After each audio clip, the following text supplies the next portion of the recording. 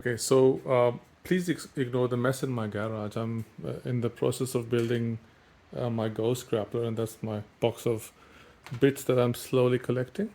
But anyway, the bridge club.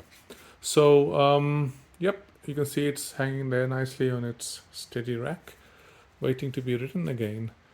Um, so, what can I tell you about it? It's obviously different from anything you can see on Surly's website. That's because it is different. I built it myself out of you know the only thing that I put on that's the same as a bridge club has, I believe, is the terminal bar. Apart from that, everything is different. And of course, the fork and the Cane Creek, headset. Everything else is is different. Um, so let me take it off the rack, and I'll show you. Get into some nitty gritty details. Okay, here it is on the ground. So let's start from the wheels.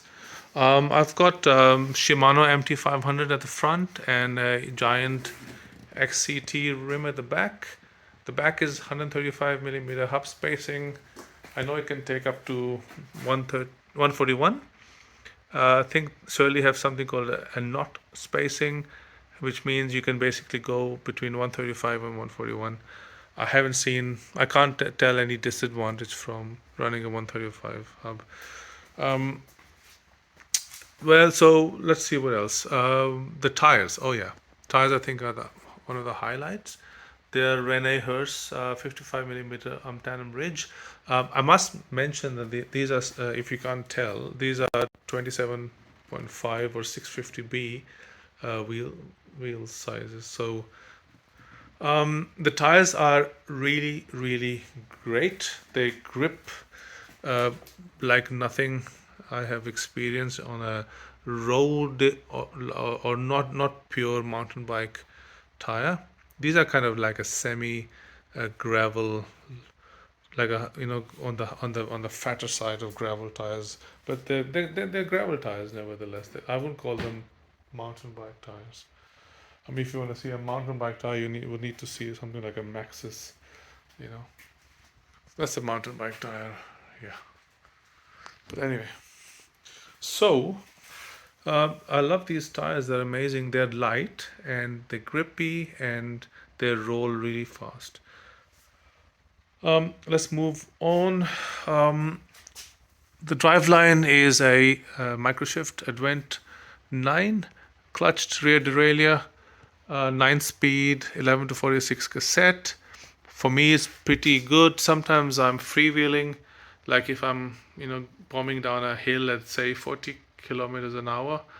Yep, that sees me freewheeling a little bit. I can put a bit of power down, but you wouldn't want to go more than 45 kilometers on this drivetrain. At the front, I've got a 36 tooth um, chainring. Now, you know, 27 and a half wheels are another thing that kind of limits the top speed. My next bike that I'm building, I'm actually going to a 11 to 51 and a 38 tooth, and those are 700C wheels, so it's slightly bigger diameter. But anyway, chainring is, like I said, 36 tooth. It's a Decas. It's an AliExpress chainring that I've used a lot of times, and they are really good. The most remarkable thing about them is they are $10. Now, this chainring has seen about on both the bikes, on the last bike and this bike combined, probably about 800-900 kilometers, and yep, the teeth are still, good. It's lost a bit of the anodizing, but amazing, remarkable chainring. The pedals are good as well. They would have seen the same distance. These are ZTTO pedals, $35. I am not in any way a salesman for AliExpress. They have some pretty crappy things on them, but yep, I'll tell you when they're good. When they're good, they're really, really good. Like for instance, it's a small thing, but this nozzle cap, they are better than the nozzle caps that cost 8 or 9 times the price, because they're made of hard aluminium, and you can really tighten the nozzle with them, while you can't do that very well on some of the more expensive, stuff. So the crank is a refurbished Shimano Dior. I think it's a couple of generations old. I repainted it, and it's holding up pretty well. The secret to repainting, I believe, an aluminium thing with paint, not powder coating, is to rough up the surface really, really well. This was roughed up with 60 to 80 grit sandpaper, and then primered and then painted. So it's held up pretty well. I'm happy. Bottom bracket is a 73 millimeter spacing mountain bike bottom bracket. Holotech 2 is a Shimano XT. Now moving on, I've got, really good Shimano MT200 brakes.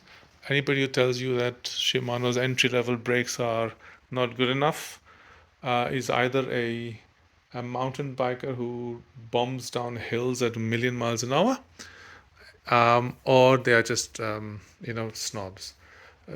These I travel pretty fast. I need them.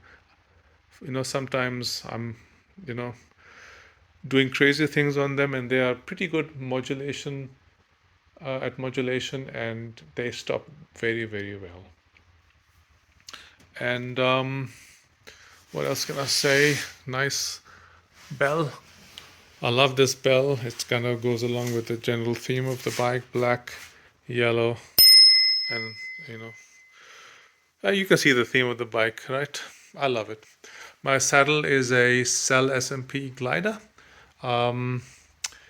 This saddle has probably been with me for around 3,500 Ks, and super comfy. Very, very, very nice saddle. One of the best I've ever used. A Cell SMP Glider. I've got a fun stem, 70 millimeter stem. So just to let you know, it's an Excel frame, and I am 186 centimeters, which is roughly 6'2". To me, it's very, very comfortable. I love it. The grips are Death Grip. They are really, really good grips. They feel amazing, and I love the kind of a unique look. What else can I say? That's kind of it. The forks are great. Really everything about this bike is it works so well together. So there you have it, my Surly Bridge Club.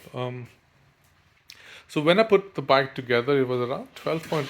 Oh, it's falling down. It was about 12.8 kilos, which is far less than the around 15 kilos that people are finding their off-the-shelf Bridge Club is. I bet you a lot has to do with the tires. These tires are substantially lighter than the crap that the standard bike comes with, and the rims are much, much lighter. And that's my big gripe with Surly. Their bikes are extremely poorly spec'd for the price. I mean, come on, Surly, pull your finger out. But anyway, the bike is amazing. It's my favorite. Absolute. I love the bike, and yep, I couldn't recommend a Bridge Club more highly to anyone.